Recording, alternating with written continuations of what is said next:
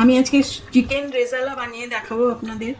প্রথমে মুরগির পিসগুলো এবং লেগ পিসটা কাটিং করে নিয়েছি, দেখুন কাট করে নিয়েছি ভালোভাবে।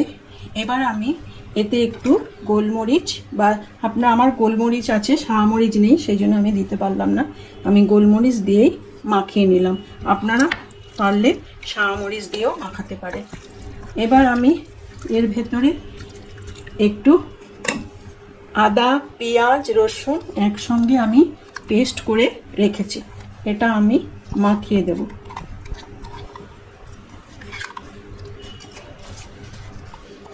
মাখিয়ে আমি 5 মিনিট রাখব। ভালো করে এটাকে ওপর নিচ করে মাখিয়ে নিতে হবে।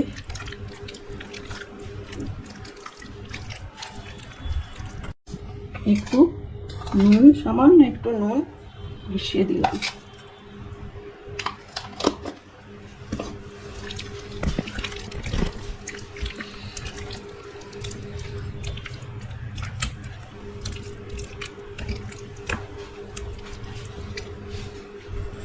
এবার ঘি দিলাম, ঘি আর সাদা তেল দুটো মিশিয়ে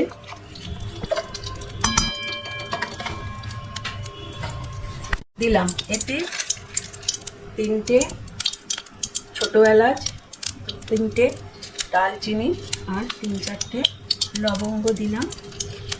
দিয়ে ভালো করে তেলটাকে গরম হতে দেব।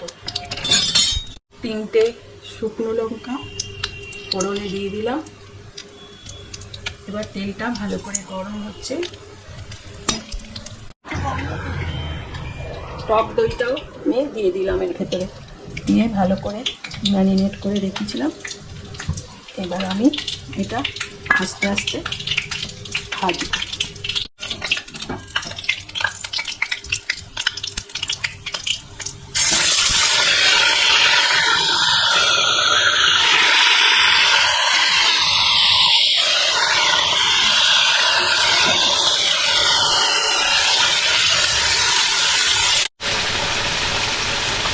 এগুলোকে আস্তে আস্তে ভাজতে হবে।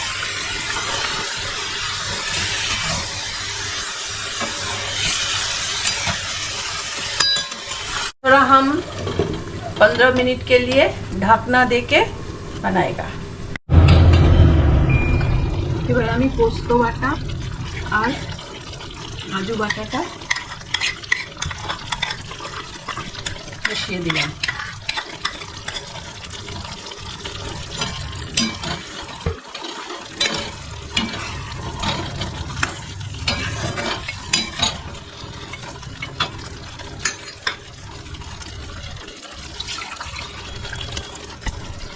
মিক্সি ধোয়া জলটা এর ভেতরে একটু দিয়ে দিলাম।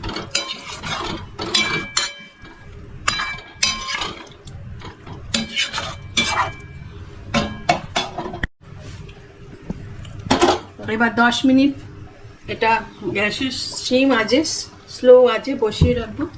আমি গোলমরিচ গুঁড়োটা যেটা ছিল সেটা আমি দিয়ে দিলাম। এরপরে আমি মাখানাগুলো